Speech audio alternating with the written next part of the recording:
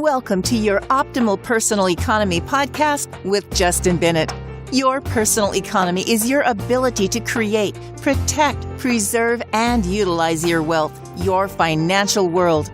Justin will share strategies and stories to help you optimize your personal economy. Now, on to the show with Justin Bennett and co-host Matt Halloran. Hello and welcome to another podcast with Justin Bennett. It's interesting that there are many, many philosophies on what wealth truly is. And today we're going to talk a little bit about that, which is what the difference really is. Do you want to have net worth or do you want to have income? And I'm going to throw a little kind of hitch in the get along here. Or do you want both? And how does somebody like you, Justin Bennett, make that decision and help your clients make those decisions? Yeah, that's a great question. And thanks for posing that, Matt. I think that whether somebody's in the phase of life whereby they're creating and building their money and their wealth, or somebody is in the distribution phase, which is commonly referred to as retirement, I think we have this conversation with people all the time. And it's like traditional planning gets very, very focused on assets and what the value of they may be and what your net worth is. And when you think about it, though it's attractive and beneficial and important, it's obviously not the most important part, because what happens is assets almost become like a mirage. Like you could see them on the horizon, but most people can't ever end up touching them. And what happens is, you end up finding yourself accumulating and accumulating and building and building. And, the piece of paper shows the number going up.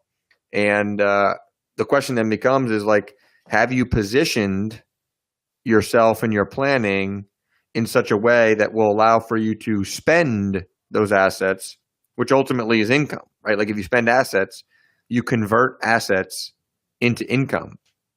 And I think what happens is people appreciate what income does for them, because ultimately that income is converted into lifestyle. And people want to make sure that they could live a comfortable lifestyle both today in their accumulation phase as well as tomorrow in their distribution phase. So what we say to clients is that, whether it be this whole notion that you need to certainly have a combination of both assets in order to get the income, but more critically, you need to have the assets or the net worth and the planning that goes around that so that the net worth can be converted effectively into income. Justin, I've heard a lot of news articles, read a lot of news articles, heard some podcasts, watched some news pieces, and they're always referring to a specific number, which it seems to me that people are trying to take their net worth and say, okay, well, my net worth is X, so therefore my income will be Y. Is it really that simple? It's definitely not. So from a practitioner and from a practical setting, it's definitely not that easy. From a conversation or a math perspective, it may be that easy, right?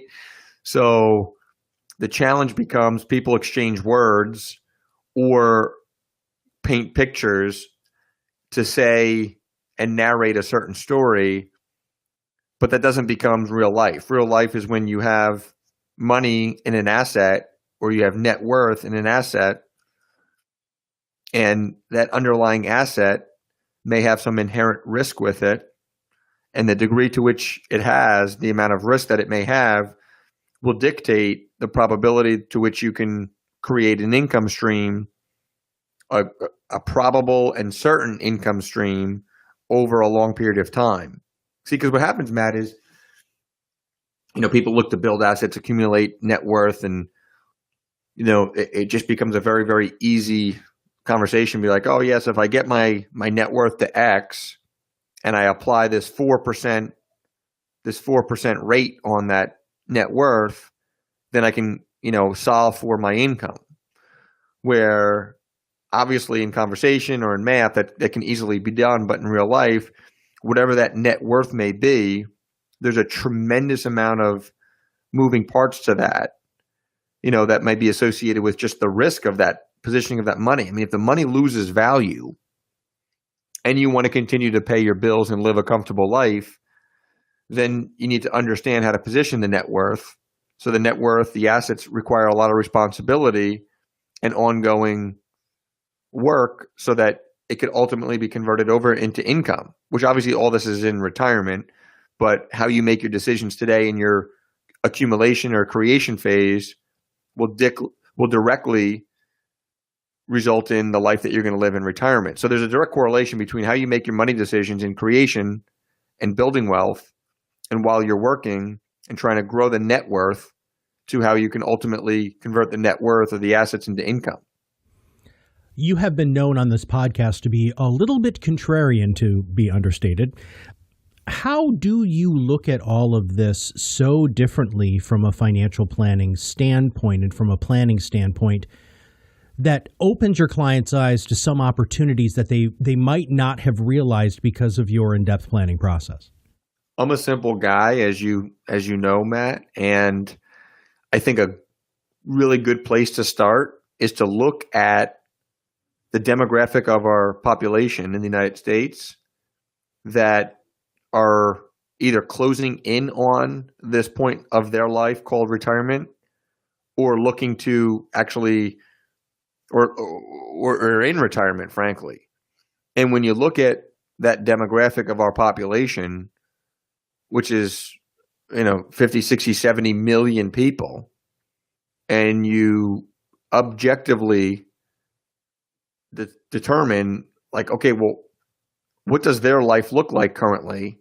And if they have a net worth of X, and I'm just going to use a number to create a picture here. If they have a net worth of $1 million and they're deemed to be a millionaire, right? They throw out that I'm a millionaire.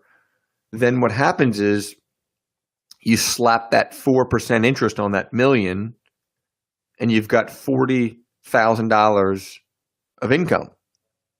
And then, of course, that's taxed. And so you're maybe somewhere in the ballpark of $25,000 or $30,000 of spendable income. But yet you're a millionaire because your net worth suggests it. And so somebody that's accumulated $1 million of assets was likely spending a lot more than $25,000 to $30,000 of income as they were accumulating those $1 million of assets. So you can look at those that are age 55, age 60, age 65, in that range, and informally take a poll of those people and say, okay, well, if they were solely focused, which traditional planning oftentimes does, if they were solely focused on just building the wealth, and they got to this $1 million number or north of $1 million, and so therefore they're kind of looked at as they're like being at that point of success, and then they go to convert $1 million into income at 4% is $40,000 after taxes is $25,000 or $30,000. Like there's just not a clear understanding of the results that somebody will get for their income if they're only focused on their net worth and not how to position their planning so that their net worth becomes a spendable net worth. I love it. And I love how clear and simplistic that, as complex as it really is. The way that you explain that really does make an enormous amount of sense. All right. Closing thoughts and ideas on this conversation between net worth as a focus or income as a focus. I think the idea is that net worth is very important, and because from the net worth, you're going to be able to create income. So the question then becomes, what is the makeup? What's the composition of that net worth that would allow for you to spend the most amount of income, right? Because when people go to retire, they want to have income. They want to have as much income as they can.